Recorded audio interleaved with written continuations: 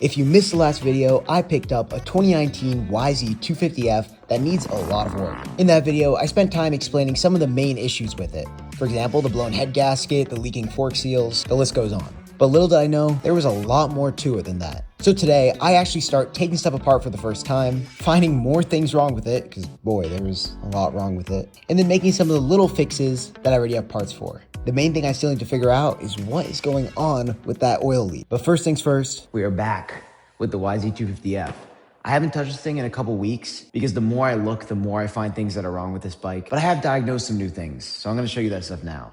I talked about missing stuff in the last video, but here's a couple more things it's missing. It's missing a good amount of the bolts holding on the plastics. If we just look around the bike, it becomes pretty clear. And that's just kind of annoying because nothing's really on that tight, and I'll probably just get a whole new bolt kit. In the last video, I did mention that what I think is the diagnostic port is not plugged in and is completely open and corroded. But I realized that's not just a diagnostic port.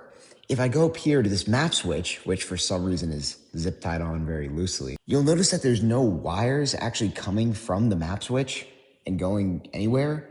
And I assume maybe that's where that was supposed to go. Because I feel like that makes sense. There's a missing wire here, there's a missing wire there. It only makes sense they were supposed to connect. And honestly, I'm not really sure what I'm gonna do about that. I could get a whole new map switch, which is probably the right thing to do, but with how corroded those are, I'm not even sure if it's gonna work. I could clean it up, or honestly, I could just take off this map switch, sell it without a map switch. You don't need one. And I know I might lose a little bit of money for that, but now to address the big problem, the oil leak. I spent a while, a couple weeks ago, really looking into this and trying to figure out what was wrong. I was confused because even though I thought oil was coming from the stator cover gasket right here, oil is still ending up all the way underneath the case, like up there, right?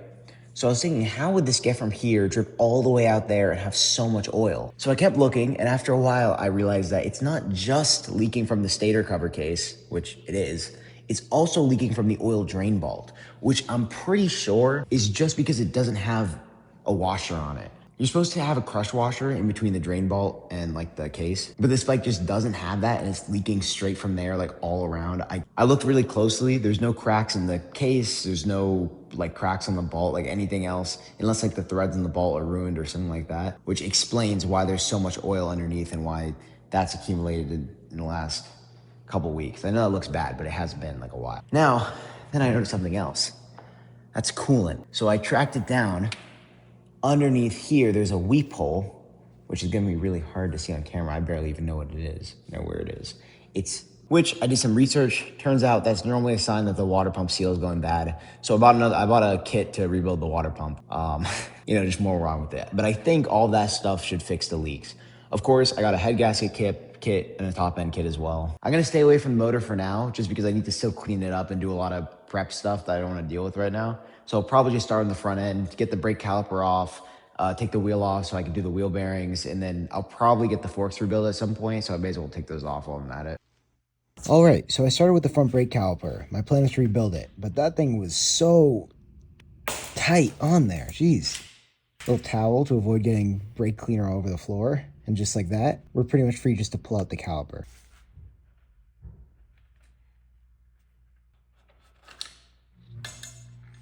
This is actually disgusting. And oh my goodness, look how gross that thing is. How do you even let it get like that? Next was the front wheel. I need to change the tire anyways, and the wheel bearings and all that stuff, so I figured I'd pull it off now. It would also make the forks easier to take off. Couple plastics.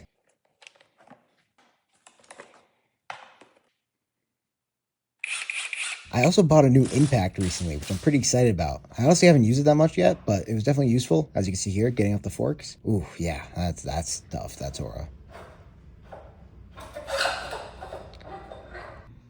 Why is there so much slack? For what? I don't know. I'm just showing a little bit of the process here. So I decided to use plastic bags, and I'd write whatever part I was removing onto those bags, and then I'd put the bolts in those bags just to keep everything organized. Sometimes I didn't need to actually specify what it was because it's just obvious and you could just throw them in a box, but for the parts that were smaller and, bolts, it makes it easier. Anyway, so I started trying to take apart this stock caliper, but there was so many stripped stuff.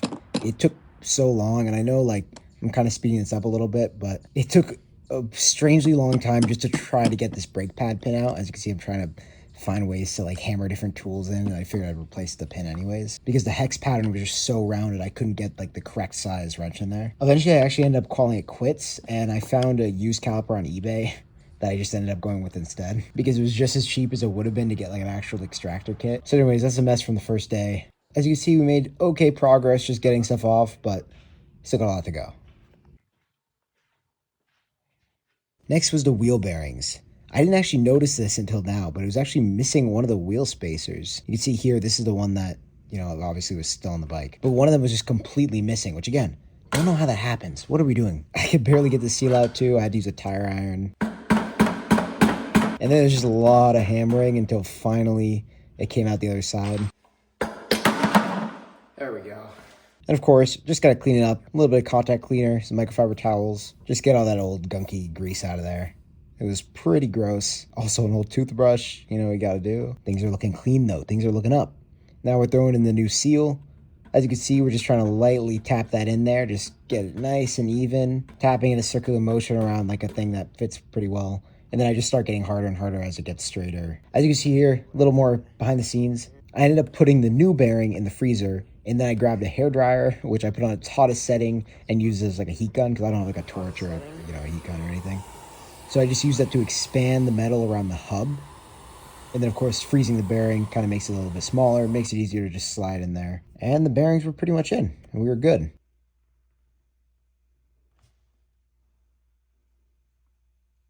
Prenup, we want prenup. Yeah, it's something that you need to have, cause once you leave your ass.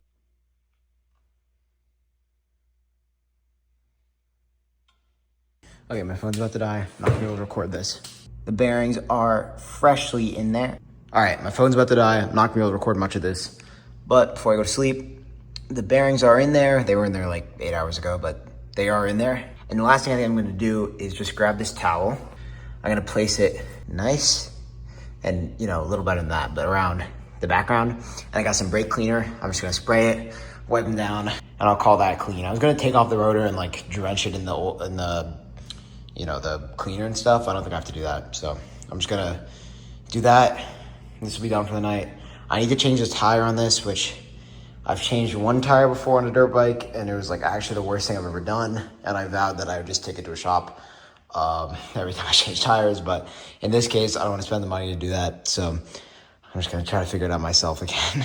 I did a very rough job of cleaning up the, whatever, the triple tree stem, whatever you call those.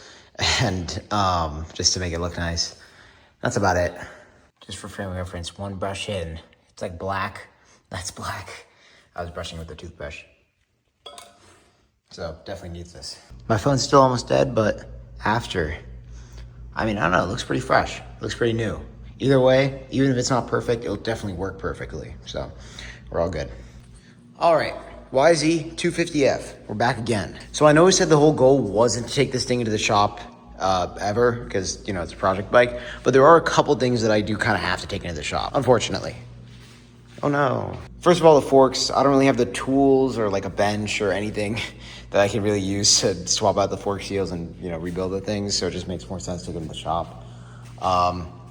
Second of all, I don't have a vise, so I can't press anything out. So I'm thinking linkage. I might pull this out, take the new bearings in, and just have someone do it for me.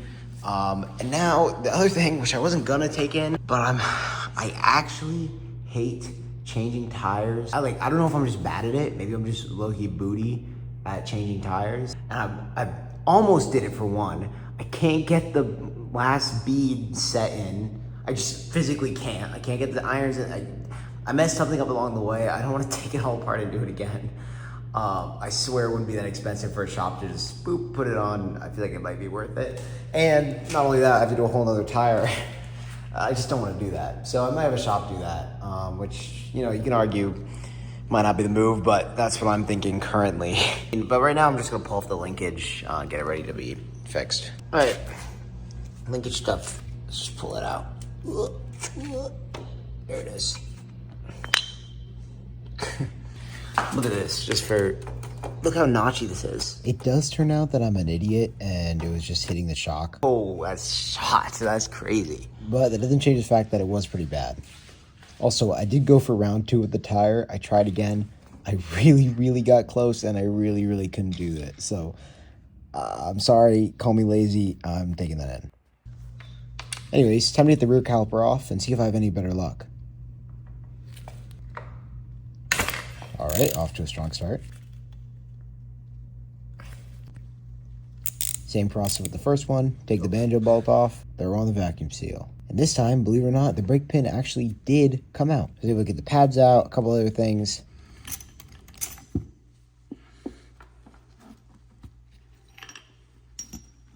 Now, on the other hand, the piston was in there pretty good, and I thought I came up with a smart method to get it out. As you can see, vacuum seal, cut a hole in it, attached a bike pump to it.